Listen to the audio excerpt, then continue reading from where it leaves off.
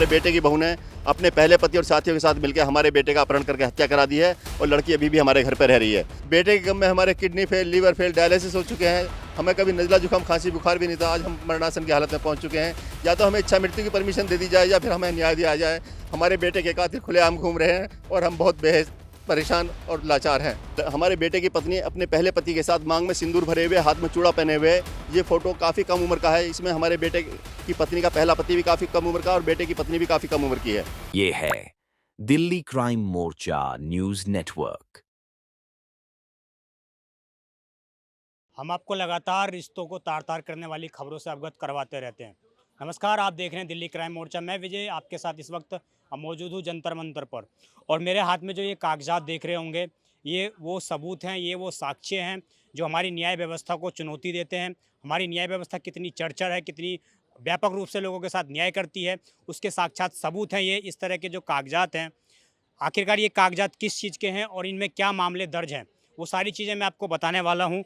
और मेरे पीछे यहाँ दिखाऊंगा, मैं बोलूँगा कैमरामैन को ज़रा दिखाएं कि इधर वो फोटो हैं जो एक हंसता खेलता परिवार था, एक युवक था। ये शादी की कुछ तस्वीरें हैं जिन तस्वीरों में साफ तौर से देखा जा सकता है कि किस प्रकार माँ बाप और लड़का और एक दुल्हन, जिसको लुटेरी दुल्हन हम कहेंगे, उस दुल्हन भी इस फोटो में शामिल है और हंसता खेलता परिवार शामिल है।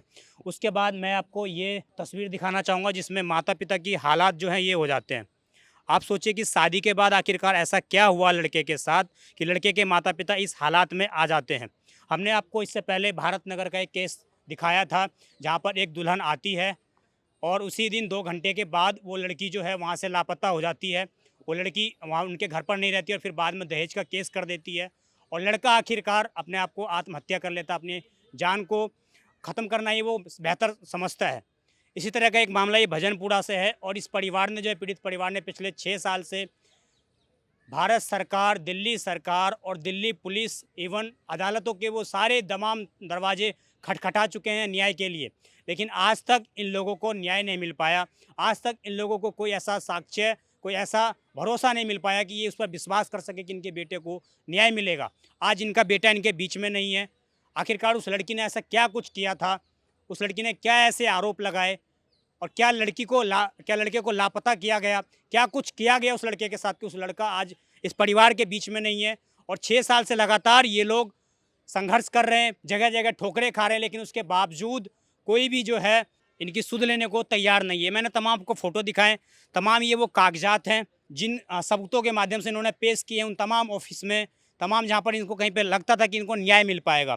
क्या पूरा मामला है हम इनके पेरेंट्स से समझते हैं और आखिरकार इन लोगों को आज जंतर मंतर पर क्यों आना पड़ा, जिसको हम लोग एक तरह से प्रदर्शन स्थली कहते हैं, वहाँ पर इन लोगों को क्यों आना पड़ा, क्या इसकी वजह बन गई। सर, क्या नाम हुआ आपका? मेरा नाम विनोद कुमार है। जी। हमारे बेटे का नाम अजय कुमार था। आज हम न्याय के लिए दर दर भटक रहे हैं क्योंकि हमें कहीं न्याय नहीं मिल पा रहा। हमारे बेटे को 7वां साल चल रहा है, सारे सबूत हमारे पास हैं। उसके बावजूद हमने नामजद रिपोर्ट की हुई है, हमारा केस रजिस्टर्ड है। करीब 7 साल लगभग होने जा रहे हैं, फिर भी कोई कार्रवाई नहीं हो रही। हम जगह जगह गुहार लगा चुके हैं। बेटे के गम में हमारे kidney fail, liver fail, dialysis हो चुके हैं। हमें कभी नज़ला जुकाम खांसी बुखार भी नहीं था, आज हम मरणासन की हालत में पहुंच चुके हैं। या तो हमें इच्छा मृत्यु की परमिशन दे दी जाए या फिर हमें न्याय दिया जाए। हमारे बेटे के कातिल खुलेआम घूम रहे हैं और हम बहुत बेहद परेशान और लाचार हैं। क्या हुआ था, आपके लड़के की शादी कब हुई थी और उस वक्त क्या हुआ था?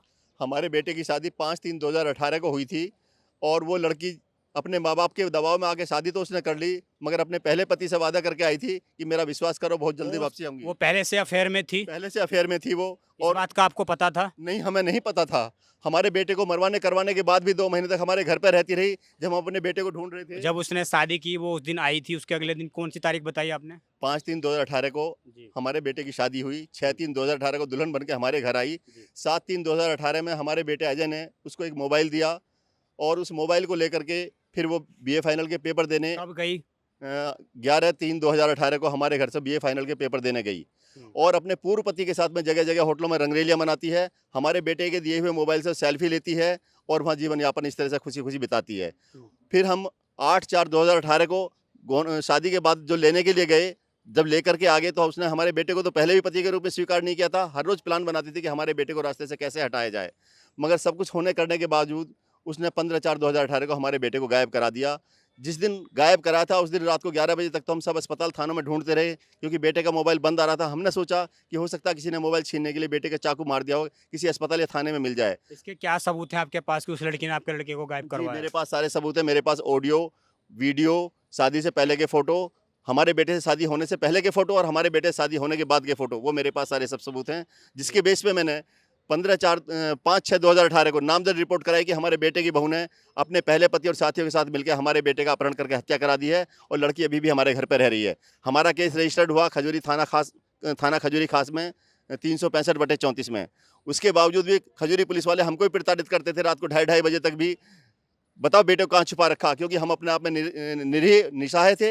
हमारे पास किसी तरह का कोई ना वजूद था ना कैसे के पैसे से भी टूटे हुए थे, शरीर से भी टूटे हुए थे और हम कंगले जैसे हो गए थे, क्योंकि हम तो अपने बेटे के गम में ना खाने में ध्यान था ना पीने में ध्यान था। बिल्कुल कभी कंगलों की तरह हो गए। वजन मेरा 87 किलो था, वजन 42 किलो रह गया था। मेरे किडनी फेल हो गए थे, लीवर फेल हो गए थे। उसके बावजूद जब हमें भी प्रताड़ित करते रहे, फिर हमने जगह जगह कहा कि हमारे केस को सीबीआई क्राइम ब्रांच को सौंप दिया जाए। इसके बाद में हमारा कहाँ आप लोग लेटर लिख चुके हैं इसके हम लिए? लिखे जी, हमने राष्ट्रपति, प्रधानमंत्री, गवर्नर, कमिश्नर, मानवाधिकार आयोग आदि पुलिस हेडक्वार्टर के लिए। तो हमारा केस ट्रांसफर हुआ DIU, district investigation unit, DCP office, Seelampur Sadra flyover के पास में। उन्होंने क्या अपडेट दिया अभी तक? हम लगभग अभी तक करीब 6 आईओ बदल चुके हैं। हर आईओ के साथ में जाकर के हम डिस्कस करते हैं जी हमारे बेटे के बारे में क्या हो रहा है। कह रहे हैं हाँ कार्रवाई कर रहे हैं, कार्रवाई कर रहे हैं, कर कुछ नहीं रहे हैं। अभी 3-4 महीने पहले मैंने एक आरटीआई लगाई, कहीं ऐसा ना हो हमारा केस इन्होंने बंद कर दिया हो। तो उन्होंने कहा कि आपका case, your case is under process. अभी तक भी हम अपने किसी तरह से कोई जवाब से संतुष्ट नहीं हो पा रहे हैं। 6 साल हो गए इस बात को। 6 साल 4 महीने हो चुके हैं आज। अच्छा, जब आपने बताया कि दहेज प्रथा का केस भी आप लोगों के ऊपर जी, दर्ज जी। कराया गया, तो वो लड़की वालों की तरफ से कब किया गया? जब हमने 5/6/2018 में नामजद रिपोर्ट कर दी, लड़की हमारे घर पे रहती रही। उसके बाद में 11/6/2018 को उसका बाप अपनी बेटी को लेने के लिए आया कुछ आदमियों के साथ। तो हमारे घर पर रात को 8-9 बजे आने से पहले खजूरी थाने में रिपोर्ट लिखाई कि उन लोगों ने मेरी बेटी को बंधक बना के रख रखा, उसको मारते पीटते हैं, दहेज के लिए प्रताड़ित करते हैं, उस पर गलत नज़र रखते हैं। और हमारे घर से अपनी बेटी को, ज्वेलरी को, कपड़े वगैरह लेकर के चला गया। उसके भी 10 दिन बाद में फिर महिला थाने में रिपोर्ट लिखाई कि मेरी बेटी को उसके ससुराल वाले प्रताड़ित करते हैं, सबके नाम लगा भाई हमारे उस परिवार। वक्त तक लड़का जो है आपका गायब हो चुका था, गायब- पता नहीं था कि कहाँ है वो। जी, जी, जी, जी। दरअसल हुआ क्या था कि हमारे बेटे का मोबाइल मुरादनगर गंगनहर पे अगले दिन मिल गया था। यानी कि कह सकते हैं कि 15/4/2018 को जब हमारे बेटे का बेटे को गायब कराया था, उसके 1-2 दिन बाद में हमारे बेटे का मोबाइल मुरादनगर गंगनहर पे मिल गया था। लड़की भी मुरादनगर की रहने वाली थी, जहाँ उसके बहुत सारे लड़कों से अवैध संबंध थे, जिसके हमारे पास प्रूफ़ हैं। मगर जिस आदमी को मोबाइल मिला, जो मुरादनगर गंगनहर पे काम करते थे, उन्होंने अपने ऑफ़िस में भोले की झाल पे ले जाके रख लिया। 2.5 महीने बाद उनका बेटा आया तो मेरठ में जाके लॉक खुलवाया, सिम डाला तो दिल्ली पुलिस को पता चला कि मोबाइल वहाँ पर है। 2.5 महीना तो वो बीत गया। फिर हमने पीएसी की बटालियन यूपी गवर्नमेंट से रिक्वेस्ट करके मंगाई कि हो सकता है हमारे बेटे का ढांचा कंकाल कुछ मिल जाए। हमने सारे इलाके की खोजबीन कराई, मगर तब तक 5.5 महीने हो चुके थे। आज तक भी हमारे अभी बेटे तक का आपको ये नहीं पता है कि आपका लड़का जीवित है या नहीं जीवित है? आपको कुछ इसके बारे में साहब जी, इन्फॉर्मेशन हमें है? सब कुछ मालूम है, क्योंकि हमारे बेटे को हटने के बाद में, हमारे बेटे को रास्ते से हटाने के बाद में, हमारे बेटे को रास्ते से हटाने के बाद में किसको पाना चाहती थी वो, जिसके साथ रह रही है, क्योंकि बेटा ही हमारा बाधा था उसके आने वाले जीवन के लिए। जी। उसको पूर्व पति के साथ रहने की परमिशन चाहिए थी, हमारे बेटे के जीवित रहते हुए नहीं मिल पाती उसको, इसलिए उसने सब कुछ हमारे बेटे को ख़त्म कराया। और हमारे पास बहुत सारी ऑडियो, वीडियो, फ़ोटोज़ ऐसे हैं जिससे बहुत कुछ सिद्ध हो जाता है कि हमारे साथ क्या हुआ, हमारे बेटे के साथ क्या करवाया उसने। जी, आप मुझे कुछ फ़ोटो दिखाना चाहेंगे? जैसे मैं लेता हूँ एक फ़ोटो, ये देखिए आप। देख सकते हैं आप, हाँ। इसमें हमारे बेटे की पत्नी अपने पहले पति के साथ मांग में सिंदूर भरे हुए, हाथ में चूड़ा पहने हुए। ये फोटो काफ़ी कम उम्र का है। इसमें हमारे बेटे की पत्नी का पहला पति भी काफ़ी कम उम्र का और बेटे की पत्नी भी काफ़ी कम उम्र की है। और मांग में सिंदूर, हाथ में चूड़ा, भारतीय हिंदू कानून के मुताबिक एक लड़की मांग में सिंदूर तभी भर सकती है जब वो शादी करती है, वरना कभी नहीं कर सकती, चाहे उसके लिए कुछ भी हो जाए। और हमें ऐसे बहुत सारे सबूत मिले जिसमें ऑडियो हैं, वीडियो हैं, फ़ोटो हैं। ये तो मैं केवल आपको एक फ़ोटो दिखा रहा हूँ, मेरे पास में और भी हमारे बेटे से शादी के पहले के कई सारे फ़ोटो हैं जिनको मैं दिखाने की परमिशन चाहूँगा अगर ये कहेंगे। शादी से ठीक पहले की फ़ोटो थी और हमारे ये बेटे जो की है शादी से काफ़ी कई साल पहले की फ़ोटो है ये। हुँ। और ये मैं आपको दूसरा फ़ोटो दिखाना जा रहा हूँ, जो हमारे बेटे से शादी होने के बाद जब वो बीए फाइनल के पेपर देने गई थी, तो हमारे बेटे के दिए हुए मोबाइल से जगह-जगह होटलों में रंगरेलियाँ मनाती है, जगह-जगह फ़ोटो खींचती है। ये उस हमारे बेटे के दिए हुए मोबाइल के फ़ोटो हैं। हालाँकि जब हमने अपने बेटे का मोबाइल माँगा था, तो उसने सारा मोबाइल डिलीट कर दिया था, मगर ये फ़ोटो गैलरी में रह गए थे जो हमें मिल गए। ये तो मैं सिर्फ़ आपको एक फ़ोटो दिखा रहा हूँ, मेरे पास और भी बहुत सारे फ़ोटो हैं। जी। मैं इनकी माताजी से भी बात करना चाहूँगा, इनकी माताजी भी यहाँ मौजूद हैं। और जब परिवार के बीच में लड़का सहारा हो, जवान लड़का हो, हर परिवार का ये सपना होता है कि वो अपने परिवार, अपने लड़के की एक अच्छे जगह शादी करे, अच्छे परिवार को चलाए। और किस प्रकार एक दुल्हन आती है और उनके बेटे को इनसे दूर कर लेती है। क्या हुआ था जब वो लड़की आई थी? किस तरह का बिहेवियर था उसका? क्या किस तरह की बातचीत करती थी वो घर में? बातचीत तो वो ज्यादा करती ही नहीं थी। हाँ। ना उसने कभी ये कहा कि सोनू अजय कब आएगा ना आएगा। वो तो आराम से सोती थी, कूलर लड़का चला गायब होने के बाद भी नहीं हाँ। बोलती थी? नहीं, खाती थी पीती थी लेट जाती थी। हम्म, कभी उसने ये ना कहा मेरा क्या होगा, मम्मी या अजय नहीं आए अभी, कुछ नहीं, उनने कुछ नहीं कहा, बस वो तो आराम से रहती थी। उसको पहले से पता थी कि उसने ही कराया ये काम। आपके घर में रहकर उसकी हत्या करवा दी? हाँ, 2-2.5 महीने बाद हमारे घर से गई, जब हमने परिवार उनके परिवार वालों से और से कई अपने बिरादरी वालों से, तो उन्होंने फिर उससे भिजवाया है हमारे घर से। हम्म, वो ये भी कहती थी कि मैं इन्हें फंसवा सकती हूँ। इस तरह के बात बोलती थी वो। हाँ, तो जब शादी होने के बाद वहाँ से चली गई वो, दोबारा जब लड़का लापता हो गया चली गई थी, उसके बाद उसने कभी ये नहीं बोला कि अब मैं मेरा पति नहीं रहा तो मैं ये मांग सिंदूर क्यों पहनूं, चूड़ी क्यों पहनूं, इस तरह का कुछ बोला उसने? उसने हमारा चुकटी भी तार दी थी और मंगलसूत्र भी तार दिया, उन्हें बाजार का पहन लिया, अच्छा, आपका सब कुछ दे दिया उसने? तार दी उसने। हाँ। तो नकली पैरे, हम्म, उसे तो पता कि मैंने मरवा दिया तो मैं इसके नाम का ना पैरूं, पर वो सब लेके गई है। आप जो कह रहे थे कि उसको जिस तरीके से आपने बताया कि वो इस तरह से कर रही थी, जब वो पता लग गया आप लोगों को कि तलाक का केस फिर कब किया गया, क्या हुआ था? हाँ जी, जब उसका बाप हमारे घर पे अपनी बेटी को लेने के लिए रात को 9 बजे आया, आप- 498 ए 406 में हमारे खिलाफ केस दर्ज कराया। उसके बाद वो फिर 10 दिन बाद में महिला थाने में गई। 20 तारीख में 11/9 में हमारे घर से गई। 20 तारीख में जाके फिर उसने महिला थाने में रिपोर्ट लिखाई कि मुझे बंधक बना रखा, मुझे मारते पीटते थे, आदि आदि झूठे आरोप लगाए। हम्म, और फिर उसने तलाक का केस दायर करा हमारे बेटे के। बाद में तलाक होने के 23/1/2024 को 5 जज आए, उन्होंने तो तलाक नहीं दिया, मगर छठे जज जो आए उन्होंने कह दिया कि एक्स पार्टी तलाक देते हैं, तुम्हारा बेटा तो कभी हाजिर हो ही नहीं रहा। मन कहा हमने नामजद रिपोर्ट करा रखी है, जिस दिन गायब करा था उस दिन मिसिंग रिपोर्ट कराई थी। 2 महीने बाद जब हमें सबूत मिले तो हमने नामजद रिपोर्ट कराई कि हमारे बेटे को ये मरवा चुकी है, तो बेटा आएगा कहाँ से जब बेटा है ही नहीं। हम हर तारीख पर जवाब दे रहे हैं आपको, हर तारीख पर हम पहुँच रहे हैं, उसके बावजूद जज साहब ने एक्स पार्टी करके कह दिया कि आप तो पार्टी हो ही नहीं, तलाक आपसे नहीं मांग रही, आपके बेटे से मांग रही है। तलाक दे दिया। मिल गया। जी जी तो आप कह रहे हैं कि तलाक से पहले उसके अवैध संबंध थे, जी, जी, ये जी। सारे सबूत आपके सारे- पास मौजूद हैं? जी जी जी, हमारे बेटा ही उसके बीच में बाधा था, क्योंकि बेटे के होते हुए अपने पहले पति के पास नहीं जा सकती थी, इसलिए बेटे को हटाना जरूरी था उसके लिए। और उसके पहले पति का और उसका और उसके साथियों का सबका मिलकर के एक ग्रुप बना करके ये काम किया गया, साजिश रची गई है हमारे खिलाफ। अब आप क्या चाहते हैं सरकार से या प्रशासन से, क्या चाहते हैं आप? हम ये चाहते हैं कि भगवान ने हमें जो दूसरा जीवन दिया है, क्योंकि हम तो खत्म हो चुके थे, अब ये दूसरा जीवन जो मिला, हमारे बेटे के कातिलों को सजा मिले, जो हमारे आंखों के सामने खुले हम घूम रहे हैं, जिसकी हमने नामजद रिपोर्ट करा रखी है। क्योंकि अब हमारा एक ही साधन बचा है कि अब हम सीबीआई को केस देना चाहते हैं कि हमारा केस सीबीआई को कन्वर्ट हो जाए, सीबीआई में चला जाए, ताकि न्याय हो सके। आज हम जंतर मंतर पर आए हुए हैं और हम प्रधानमंत्री कार्यालय को सीबीआई की डिमांड करेंगे, ज्ञापन देंगे कि हमारे केस को सीबीआई के लिए दे दिया जाए। इससे पहले आप लोग लेटर लिख चुके हैं प्रधानमंत्री को, क्या रिसीविंग कुछ हुआ वहाँ से?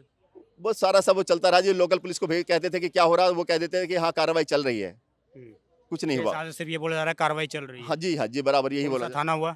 खजूरी थाने से केस ट्रांसफर हो गया सीलमपुर फ्लाईओवर के पास में डीसीपी ऑफिस है, वहाँ पर एक डीआईयू ब्रांच है, डिस्ट्रिक्ट इन्वेस्टिगेशन यूनिट, वहाँ पर केस ट्रांसफर है। वहाँ पर भी अपने आप में 0 की स्पीड से है। अभी हमने पिछले दिनों आरटीआई लगाई थी, तो उन्होंने कहा कि your case is under process, यानी हो कुछ नहीं रहा है।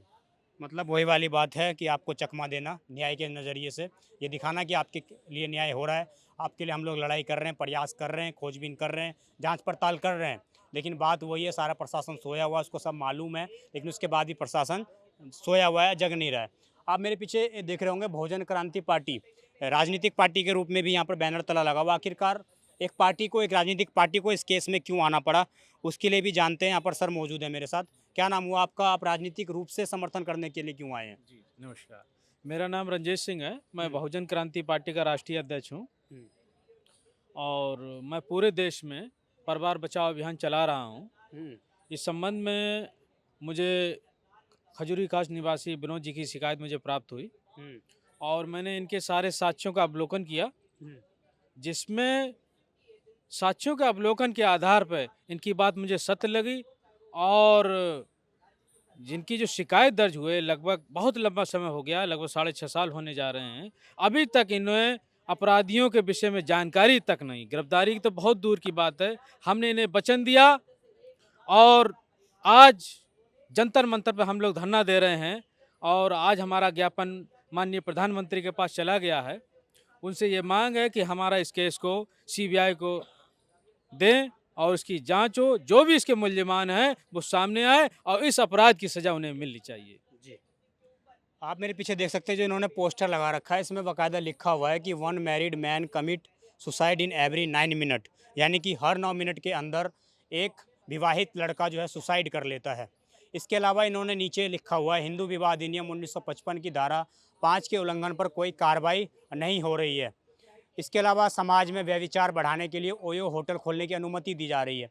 एक तरह की राजनीतिक पार्टी है तो इनके ये मुद्दे हैं, लेकिन पीड़ित परिवार का यही मांग है, ये लोग यही चाहते हैं कि हमारे बेटे को जिस तरह से हमारे घर में एक लक्ष्मी का रूप दुल्हन को कहा जाता है वो आती है, लेकिन वो लक्ष्मी का रूप ना लेकर हमारे बेटे को एक तरह से लापता करवा देती है। और उसके साथ क्या होती है, क्या वो मर गया, क्या वो इस दुनिया में नहीं है, या वो इस दुनिया में है तो कहाँ है, इनको इसके बारे में कोई जानकारी अभी तक प्रशासन की तरफ से नहीं मिल पाई है। इन लोग लगातार 6 साल से इधर-उधर भटक रहे हैं, लेकिन कोई भी समाधान इन लोगों को नहीं मिल पा रहा है। और यही इन लोगों की मांग है कि जो हम लोगों को पुलिस की तरफ से या कोर्ट की तरफ से आश्वासन दिया गया, उसके खिलाफ सख्त सख्त कार्रवाई हो। इसीलिए हम आज प्रधानमंत्री कार्यालय को यहाँ पर लेटर देने के लिए आए थे कि उनके संज्ञान में ये मामला लाया जाए और सीबीआई को केस ट्रांसफ़र करना जाए। अब देखना ये होगा कि हमारा शासन प्रशासन कितनी जल्दी से, कितनी तत्परता से इसके ऊपर एक्शन लेता है और आखिरकार जो पीड़ित परिवार है उसको क्या न्याय दे पाता है कि नहीं दे पाता है। आज 6 साल बाद भी इन लोगों के आँखों में आंसू हैं, क्योंकि एक बेटे का गम, एक बेटे का दुख कोई परिवार इतनी आसानी से नहीं भूल पाता। और जो बेटा इनका सहारा था, जिसके बल पर ये लोग समाज के अंदर सीना चौड़ा कर चलते थे, कहीं ना कहीं उस महिला ने, जब उसके पहले से अवैध संबंध थे जो परिवार को नहीं पता था, वो अवैध संबंध के झांक में जो है इन लोगों के साथ उन्हें फ्रॉड किया और फ्रॉड के बाद इन लोगों के साथ जो है आज इनका लड़का नहीं है। आप ये तस्वीरें देखिए, इन तस्वीरों में कहीं से भी अगर आपको लग रहा हो, ये देखिए, ये अंकल जी हैं और ये इनका लड़का है। इतनी खूबसूरत तस्वीर है और ये शादी की तस्वीर है जो हमने आपको पहले भी दिखाई। ये देखिए, इसमें भी कितनी हंसता खेलता हुआ परिवार है। और ठीक उसके पास जो है ये तस्वीर है, जो ये विभिन्न सरकारी कार्यालयों के, शायद संसद भवन की पीछे बाहर की तस्वीर है ये। विभिन्न कार्यालयों के चक्कर लगाने के बाद इनके क्या हालात हो जाते हैं। माता जी की तस्वीर देखिए आप, किस तरह की उनकी ड्रेसिंग सेंस, क्या किस तरह के चेहरे का आप देखिए किस तरह हालात हो जाते हैं। और ये सारे दुख, ये सारी पीड़ा, ये सारी मानसिक प्रताड़ना इन्होंने केवल और केवल इस कारण झेली है क्योंकि एक दुल्हन जो है आती है और इनके घर में रहते हुए साजिश रचती है और इनके बेटे को गायब करवा देती है और उसके बाद तलाक भी ले लेती है और जज साहब जो है बिना बेटे का पक्ष सुने जो है तलाक भी दे देते हैं। तो इस तरह के मामले लगातार आते रहते हैं और हम आपको लगातार अपडेट देते रहते हैं। अगर आपके आसपास भी कहीं इस तरह की घटना हो, पुलिस प्रशासन आपकी ना सुन रहा हो या किसी भी तरह की कोई चीज़ें हो रही हो, तो आप भी नीचे दिए गए नंबर पर कॉन्टैक्ट कर सकते हैं। हमारी टीम जल्दी से जल्दी वहाँ पर पहुँचने का प्रयास करेगी। आप देखते रहिए दिल्ली क्राइम मोर्चा। धन्यवाद।